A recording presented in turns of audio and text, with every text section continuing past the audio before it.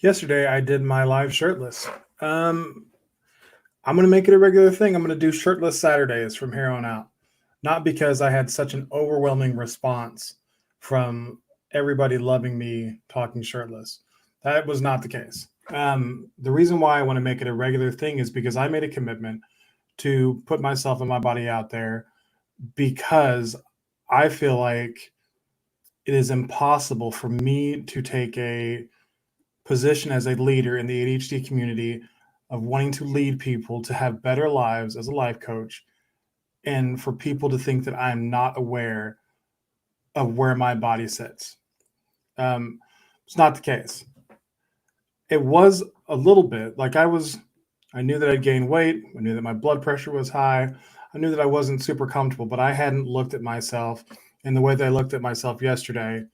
I don't know if ever to see just the facts, to step away and have just utter truth and say, I'm not going to tell any stories about this body. This is where it's at right now, and I don't fucking like it.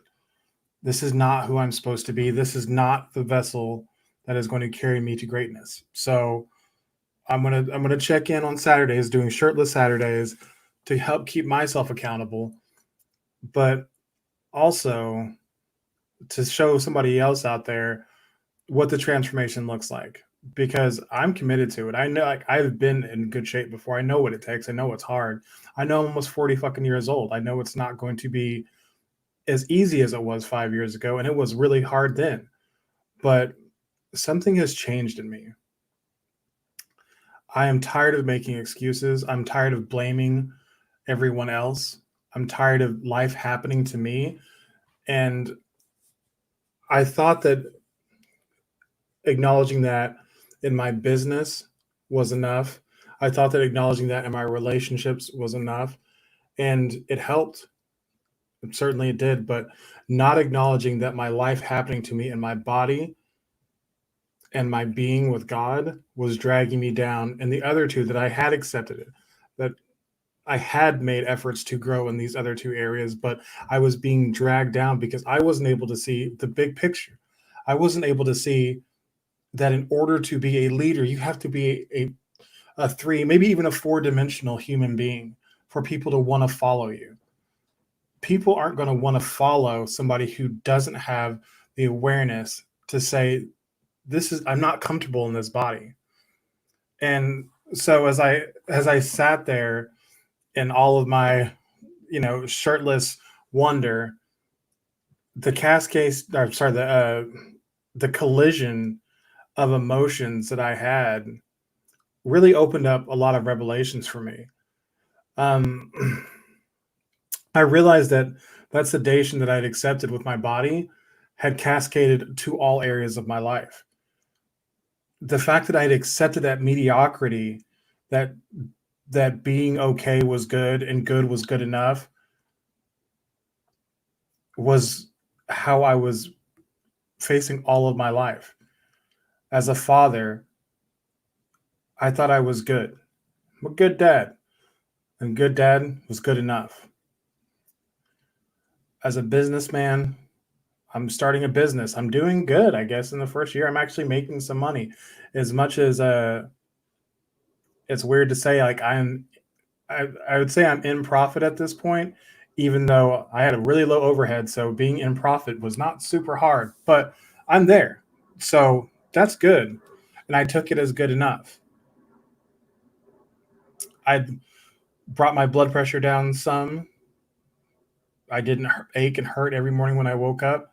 Not every morning, a lot of mornings. So that was good. And I just decided that was good enough. And I hadn't I hadn't acknowledged this distance between myself and God that existed for over 20 years. And that I was good with just not having God in my life. It was good enough. I was good with not having the highest level of connection with my wife. It was good enough. Whenever you accept mediocrity in one place of your life, before you know it, you've accepted it everywhere. And that mediocrity becomes your new normal. It becomes, have you ever heard how a lobster doesn't realize it's dying because if you raise the temperature slow enough, it can't feel the fact that it's being boiled? That's what mediocrity does. That's what sedation does. It allows you to slowly be heated up until you're basically dead inside and your life is nothing like what you imagined whenever you thought you were going to be an adult and you were going to be able to make all the decisions you ever wanted. Everything's fucking up to you. It sounds so fun and full of promise whenever you're a kid, and then you get there and you realize how overwhelming it is to make all those decisions. So you just take, hey, that's good enough. I'm a mediocre parent, but the kids aren't dead. Good enough. My husband or my wife, my husband, whoever's listening, they don't get excited to see me like they used to. We don't have sex like we used to, but we still do it sometimes. We don't fight all the time. Good enough. I don't want that. I don't want to accept that mediocrity anymore. I don't want to be a mediocre husband. I don't want to be a mediocre father. I claim to be a messenger of God. I claim to be being called to this purpose. I don't want to do that in mediocrity. I feel like I can't. I can't be effective as doing that as a mediocre person. So I have to become more. I have to take this responsibility seriously, and I have to become relentless in my pursuit for greatness. I want to be a great father. I want to be a great husband. I want to be a great leader of people into better lives. I want to be great at that. I don't want somebody to come into my service and say, he was good. I want them to come into my service and say, holy shit. The person I was before I met him would not recognize the fucking person I am now. That's the kind of transformation I want to be a part of. And if I am not firing on all cylinders, if my life isn't right, if my relationship with my wife isn't right, if my body isn't right, if my relationship with God isn't right, and if I know I'm walking around as a shitty father, do you think I'm going to be able to provide that for somebody else? How would I have the frame to solve the problems for somebody else whenever I can't do it for my fucking self? Like right now, I can get anybody to good enough in all aspects of life. I can get you to good enough. And that's not good enough. Now, I'm aware that my good enough right now is somebody's great. Somebody who's more out of shape is thinking, I would love to be where he's at right now. I'd love to be only 70 pounds overweight. They probably weigh 550 pounds, but there is somebody who would think that. There is somebody whose life with their family is a complete nightmare. And they would look at mine and say, I would love to have what you have. And that's fucking fantastic. Your peak is your peak. Your greatness is your greatness. My greatness is not your greatness. It's fucking mine. And you can't have it. But I can help you get your greatness. Unless you want to be physically great right now, I don't have the frame to get you there. I know a lot about fitness, but I'm not in a place where I'm comfortable helping somebody get physically greater than me because I'm not there. I wouldn't trust myself to coach somebody through a physical fitness transformation if that is what their main problem was. Because I got some shit to work out myself.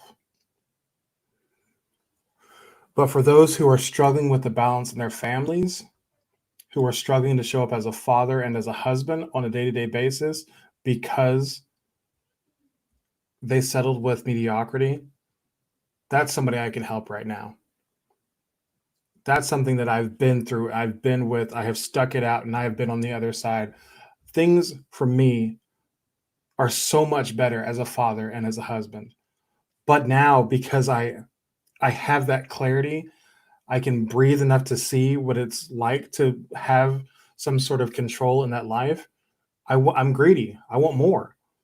I want to be the best at being the husband that is me. I want to be the best of being the father that is me.